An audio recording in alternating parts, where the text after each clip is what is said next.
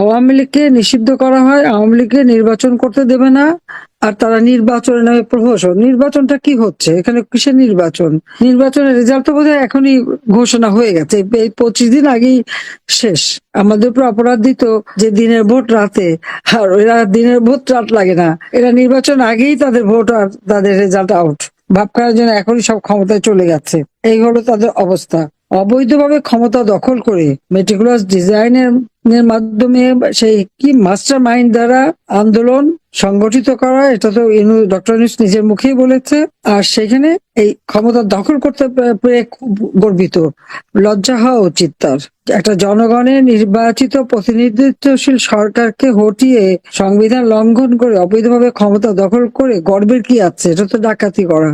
এতদিন ইলিগাল ছিল, এখন ইলেকশনের নামে একটা প্রহসন করে জনগণের ভোটটা চুরি করে সেটা দিয়ে দেখাবে এখন তারা খুব লিগাল হয়ে গেছে। কিন্তু সাধারণ মানুষ সেখানে কি পাবে? আজকে যদি ভোট দিতে চায়, সেখান থেকে ভোট দেওয়ার পরে যে তাদেরকে মব সন্ত্রাস করে মেরে ফেলা হবে না বা নির্যাতন করা হবে না, তার কোনো গ্যারান্টি আছে? এরা তো সবই পারে, যত্র তত্র যেখানে সেখানে আগুন দিয়ে জ্বালানো, পোড়ানো, বোমে হামলা, এটাই তো তাদের চরিত্র। আওয়ামী লীগ মুক্তিযোদ্ধাদের নির্বিচারে হত্যা করা হচ্ছে, আহত করা হচ্ছে, ঘর বাড়ি, ব্যবসা প্রতিষ্ঠান, হাঁস মুরগি গরু মাছের খামার সবই লুটপাট, সবই ধ্বংস করে দিচ্ছে। প্রতি পদে পদে মানবাধিকার লঙ্ঘন করে যাচ্ছে। এই অবস্থা তো একটা দেশ চলতে পারে না। আমাদের অপরাধটা কি? দেশ স্বাধীন করা? তাই দেশকে অর্থনৈতিক ভাবে উন্নতি করেছি। তাদের প্রভু দেশ পাকিস্তানের থেকে আমাদের অর্থনীতি অনেক অনেক বেশি শক্তিশালী। দক্ষিণ এশিয়ায় বাংলাদেশ শক্তিশালী অর্থনীতি দেশ হিসেবে 2য় স্থান অধিকার করেছিল, সারা বিশ্বে 33 স্থান। আমাদের মাথা পিছু আয় আমরা 2793 মার্কিন ডলার উন্নীত করেছি। 2023 সালে আমাদের প্রবৃদ্ধি 7.25 আমরা উন্নীত করেছিলাম।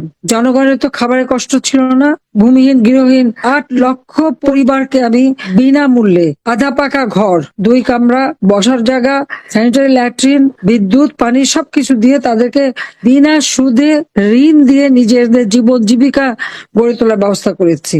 প্রত্যেকটা গ্রামকে শহরে উন্নীত করা, গ্রামের পরিবারকে আমার বাড়ি আমার খামার, পল্লী সঞ্চয় ব্যাংক করা, তাদেরকে ঋণ দিয়ে তারা যেন নিজেরা নিজের পায়ে দাঁড়াতে পারে, উৎপাদন করতে পারে। এবং কেউ যদি 200 টাকা জমাতে পারে, তাকে সরকারের পক্ষ থেকে আরো 200 টাকা দিয়ে তার একটা মূলধন করে সে যেন আর কারোর উপর নির্ভরশীল না হয়, আত্মমর্যাদাশীল আত্মনির্ভরশীল হয় প্রতিটি পরিবার। সেভাবে আমরা দেশকে কাজ করে যাচ্ছিলাম। সার্বজনীন পেনশন আমরা সিস্টেম চালু করেছিলাম। এই সার্বজনীন পেনশনে একেবারে 3 মজুর থেকে শুরু করে উচ্চ বিত্তরা প্রত্যেকের জন্য 4টা ধাপে আমরা এই পেনশনের ব্যবস্থা করে দিয়েছিলাম, যে কোনো মানুষ যেন আর ওই